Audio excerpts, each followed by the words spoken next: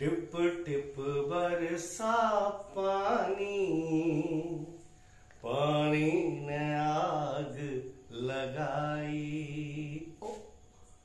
O hello and welcome to my channel social का फंडा। और आप अभी सोच रहे होगे सर ये कौन सा गाना गा रहे हैं, टिप टिप बरसा पानी और पानी ने आग लगाई।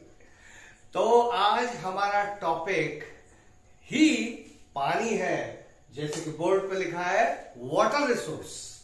वाटर रिसोर्सेज आज हम पढ़ेंगे, जो आपके ज्योग्राफी का एक चैप्टर है, थर्ड चैप्टर है। अब आप सोचिए कि मैंने ये गाना क्यों गाया कि टिप टिप बरसा पानी, पानी ने आग लगाई। अरे भैया मैंने गलत नहीं गाया। आप ये सोच रहे हो कि पानी तो आग बुझाता है, कहां से आग लगाएगा? भैया लगा रखिए इसका थोड़ा डीप सेंस, आप समझिए। पानी ने इंसानों के जीवन में आग लगा रखी है। क्यों? क्योंकि आज क्या हमें पता चलता है, आज क्या आंकड़े आ रहे हैं, डेटाज आ रहे हैं कि पानी की स्कैरसिटी बढ़ती जा रही है, वाटर स्कैरसिटी बढ़ रही है।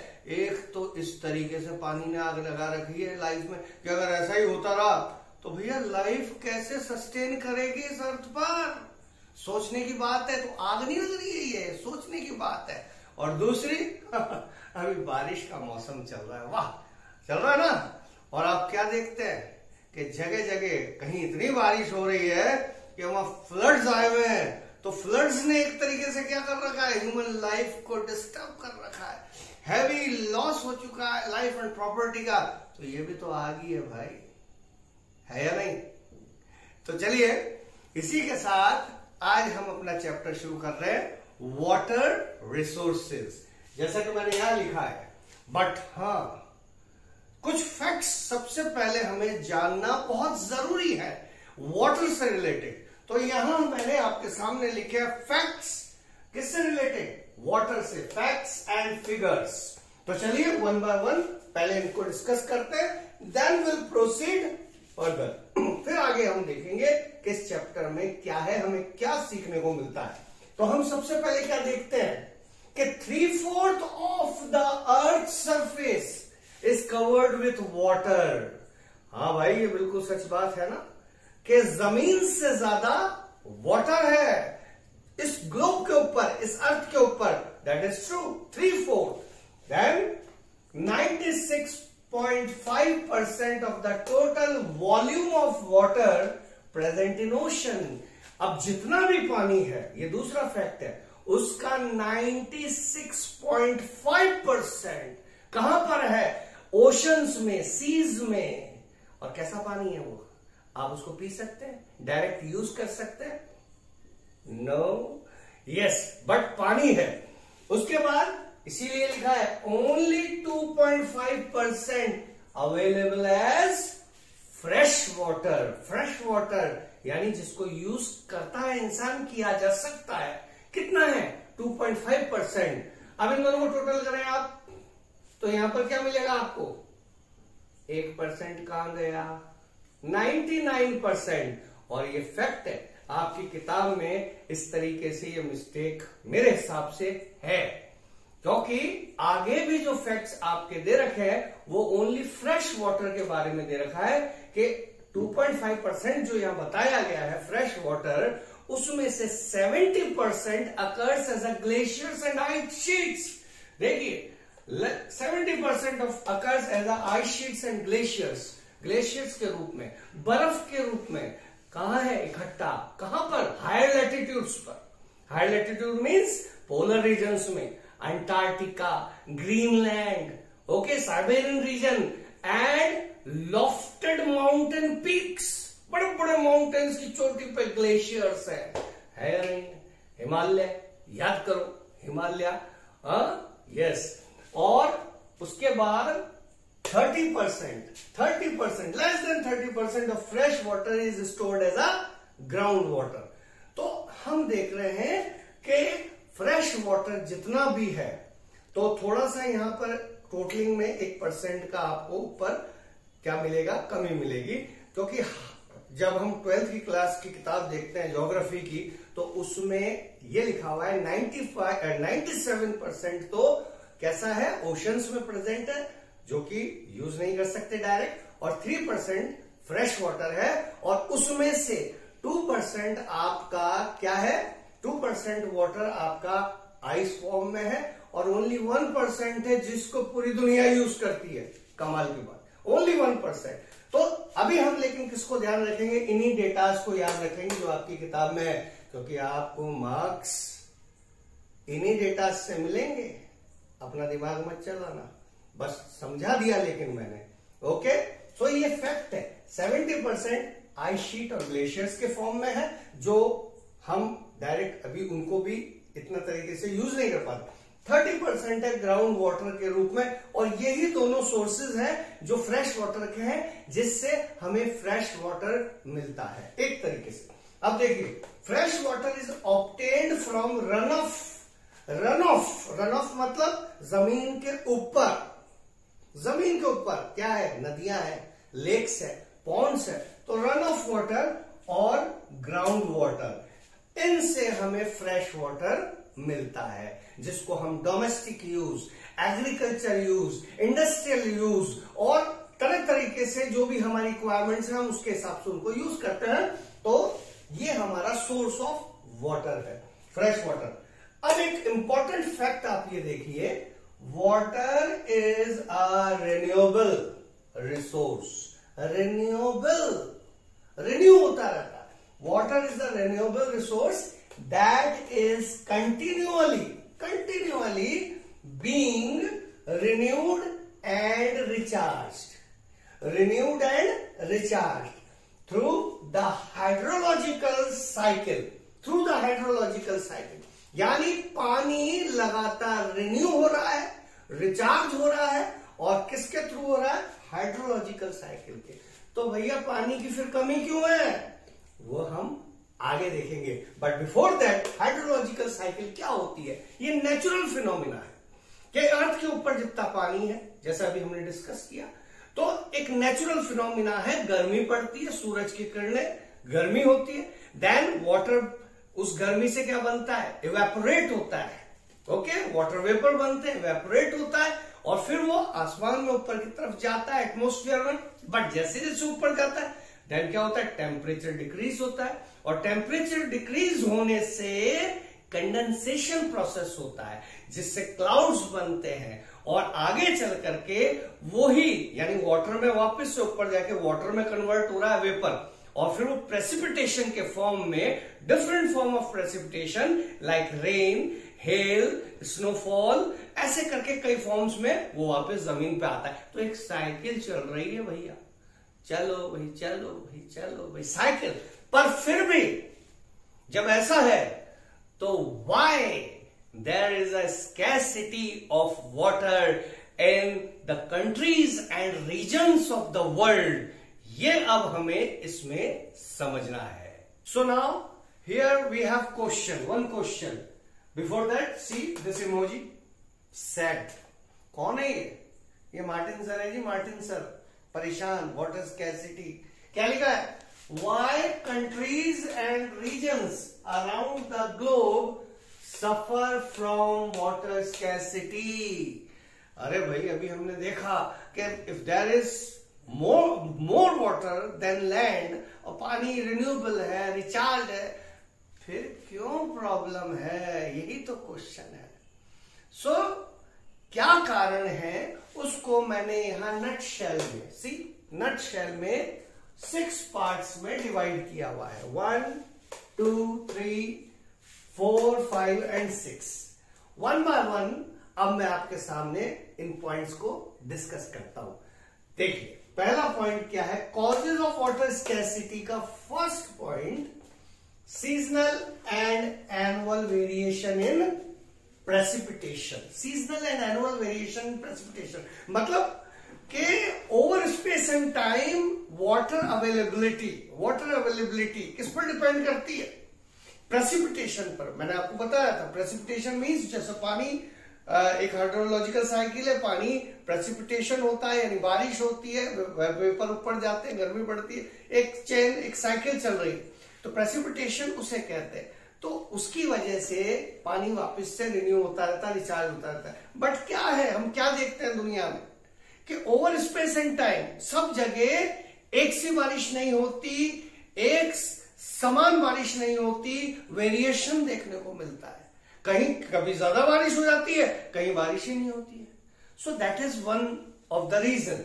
सेकेंड रीजन आप देखिए, exploitation, excessive use and unequal access. आप देखिए ये तो इंसान का नेचर है भाई, इंसान लालची, अपने फायदे के लिए कुछ भी करता है, एक्सप्लॉयटेशन भी करता है, ठीक है। एक्सेसिव यूज, पानी को जरूरत से ज्यादा यूज करना, तो पानी की भाई लिमिट से यूज करो, भाई लिमिट से यूज करो। एक बाल्टी से नहा सकते हैं, बाथ टब लगा रखे, शावर ऑन करके खड़े हैं, नहा रहे हैं, पानी बह रहा है, अरे व्हाट इज दिस यार, एक्सेसिव यूज।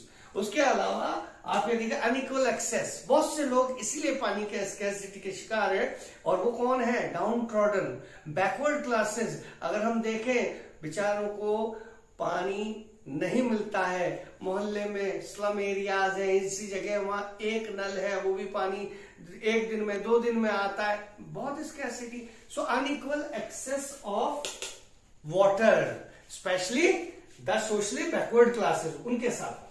देखिए और क्या है, चौथा point, sorry third point, growing population. या हम आगे निकल गए, हम आगे निकल गए, सुना ना?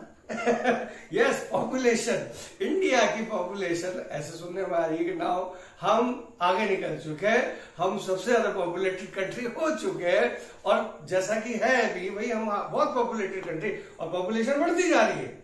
अब देखिए पॉपुलेशन बढ़ेगी ऑब्वियस, तो भैया डोमेस्टिक यूज के लिए, ठीक है, अदर रिक्वायरमेंट्स के लिए पानी चाहिए, नहीं चाहिए, चाहिए। और सबसे बड़ी बात, जब पॉपुलेशन बढ़ेगी तो फूड पर भी तो प्रेशर पड़ेगा, एग्रीकल्चर पर प्रेशर पड़ेगा भैया।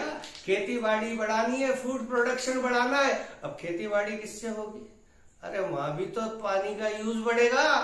सो that is also one of the major cause of water scarcity, growing population, growing population. इसके बाद हम देखते हैं, इधर से देखिए आप, इंटेंसिव इंडस्ट्रियलाइजेशन, इंटेंसिव इंडस्ट्रियलाइजेशन, अच्छी बात है।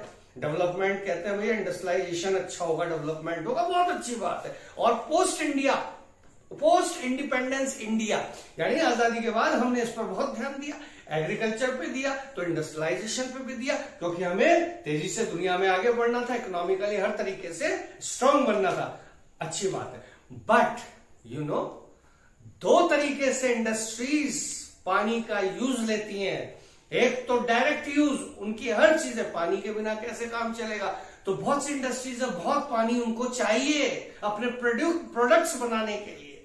दूसरा, और ये इंडस्ट्रीज किससे चल रही हैं, किससे चल रही हैं, अरे बहुत सा इनका चलाने के लिए, इनकी मशीनों को चलाने के लिए क्या चाहिए, एनर्जी रिसोर्सेज, पावर चाहिए। सो हाइड्रो इलेक्ट्रिसिटी, उसको बनाने में भी पानी का यूज किया जाता है। तो देखिए, intensive industrialisation is one more cause of water scarcity. इसके बाद urbanisation, yes, urbanisation, urbanisation means शहरों का विकास, शहर बनना। आजादी के बाद ये भी बहुत तेजी से हुआ कि भैया देखते ही देखते बड़े बड़े शहर डेवलप होते चले गए, और आज हो भी रहे हैं, आज भी हो रहे हैं। मगर अब ये शहर कैसे हैं, डेंस पॉपुलेटेड शहर है, पानी की रिक्वायरमेंट ज्यादा। उसके बाद अर्बन लाइफ स्टाइल, घरों के अंदर शावर चाहिए, एक से एक बढ़िया बाथरूम बनाए, बाथरूम में बढ़िया बढ़िया शावर चाहिए, बाथ टब चाहिए रईसों के खास तौर से। उसके अलावा आज हम लोग भी, हर एक क्या चाहता है शहरों में, ओहो पानी अवेलेबल हो, खूब हम शावर से नहाते हैं, पानी यूज करते हैं, और गार्डन भी चाहिए घरों में। सो अर्बन लाइफ स्टाइल ही कुछ ऐसी है, बहुत से और यूज है पानी के, जहां पे पानी का यूज बहुत होता है। तो अर्बन लाइफ स्टाइल भी इसका एक बहुत बड़ा कारण है, यानी अर्बनाइजेशन ओवरऑल एक बहुत बड़ा कारण है वाटर स्कैर्सिटी जो बढ़ती जा रही है। और last but not the least, water pollution. Yes dear, water pollution. Water pollution क्या, अरे भाई देखिए अब हम क्या कर रहे हैं कि ये सारी चीजें तो है ही, और इंसान अपनी एक्टिविटीज से और क्या कर रहा है, जो फ्रेश वाटर सोर्सेज है, जिनके थ्रू हमें फ्रेश वाटर मिलता है, हम उनको धीरे धीरे बिकॉज ऑफ आवर एक्टिविटी हम उनको पॉल्यूटेड करते जा रहे हैं। कैसे? अरे खेती बाड़ी में केमिकल फर्टिलाइजर्स, पेस्टिसाइड्स, बारिश होती है, ये जमीन में इनके साथ, ये पानी के साथ मिलता है, कहां जा रहा है? फिर नदियों में जा रहा है, अंडरग्राउंड वाटर के अंदर जा रहा है, तो वो क्या हो रहा है? पॉल्यूट हो रहा है। इसके अलावा डायरेक्ट डिस्पोज और discharge of industrial waste, chemicals सब नदियों में डायरेक्ट छोड़े जा रहे हैं। ठीक है, वो क्या कर रहे हैं? वाटर पॉल्यूशन कर रहे हैं। तो किस तरीके से हम अपनी एक्टिविटीज से, आपको पता है Ganga is the most, sorry Ganga नहीं, Yamuna is the most polluted river of our country, और दिल्ली से इलाहाबाद के बीच में तो सबसे ज्यादा पॉल्यूटेड है। किसी समय में कृष्ण जी के समय में गंगा कितना प्योर वाटर होता होगा यमुना का, सोचिए। तो यमुना आज इस तरीके की हो गई, क्यों? क्योंकि बहुत बड़ा इंडस्ट्रियल बेल्ट है उस जगह, और सारा डायरेक्ट गंदा पानी, केमिकल्स डायरेक्ट, और बड़े बड़े शहर है वहीं छोड़ा जाता है। So this is the reason, this is the last reason in this 6 reasons, जिसकी वजह से आज वाटर स्कैसिटी बढ़ रही है। समझ में आया? Okay, so if these are the causes of water scarcity, then what we should do, हम क्या करें? यानी what is the need of the hour? Need of the hour क्या है? देखिए मार्टिन सर सोच रहे हैं, नीड ऑफ द आवर क्या है? Need of the hour simple एक चीज है, conserve and manage. Conserve and manage जरूरी है, नहीं तो क्या होगा मेरा बच्चा, क्या होगा? देखिए पहला रीजन क्या होगा? To safeguard ourselves from health hazards. ये बहुत जरूरी है, अगर ऐसे ही चलेगा तो कैसे हम बचेंगे? कंटेमिनेटेड वाटर पिएंगे, शरीर खराब होगा, लाइफ कैसे चलेगी? समझ रहे हैं आप? Second, to ensure food security. अगर पानी नहीं होगा, पानी नहीं बचेगा, पानी धीरे धीरे वाटर स्कैसिटी बढ़ती जाएगी, तो फूड प्रोडक्शन कैसे होगा? फूड प्रोडक्शन नहीं होगा तो फूड सिक्योरिटी कैसे होगी? अगेन बहुत जरूरी है। और तीसरी मोस्ट इंपॉर्टेंट, सबसे इंपॉर्टेंट एक और चीज देखिए, to prevent degradation of our natural ecosystems. Natural ecosystem को प्रिवेंट करना है तो हमें, यानी जो अब तक हमने खराब किया है, जो अब तक लॉस किया है, उसको क्या करना पड़ेगा? उसको बचाना पड़ेगा। इसीलिए मैंने लिखा conserve and manage. Conserve and manage is the need of the hour. इस सेक्शन में, इस पार्ट में क्या पढ़ा है? सबसे पहले हमने पढ़ा था कि वाटर के फैक्ट्स एंड फिगर्स हमने पढ़े। उसके बाद हमने क्या देखा कि वाटर स्कैसिटी दुनिया में सब जगह बढ़ रही है। तो हमने उसके फिर बाद में क्या देखा हमने कि कॉजेज ऑफ वाटर स्कैसिटी, उसको हमने अच्छे से डिस्कस किया। और उसके बाद लास्ट में हमने क्या देखा? नीड ऑफ द आवर, यानी अब क्या करना चाहिए, अभी समय की मांग क्या है। तो आज के वीडियो में, इस फर्स्ट पार्ट में मैं आपको इतना ही पढ़ा रहा हूं, और सेकंड पार्ट में अब हम देखेंगे कि पुराने समय से पानी को बचाने के लिए लोग क्या करते थे, क्या उपाय कर रहे थे उन्होंने, और फिर इसमें पढ़ेंगे आज के समय के मल्टीपर्पज प्रोजेक्ट्स क्या होते हैं, उनके क्या एडवांटेजेस हैं, क्या डिसएडवांटेजेस हैं, और लास्ट में हम पढ़ेंगे कि वाटर मैनेजमेंट कैसे किया जाए, जिसमें मेन टॉपिक है roof top rain water harvesting system.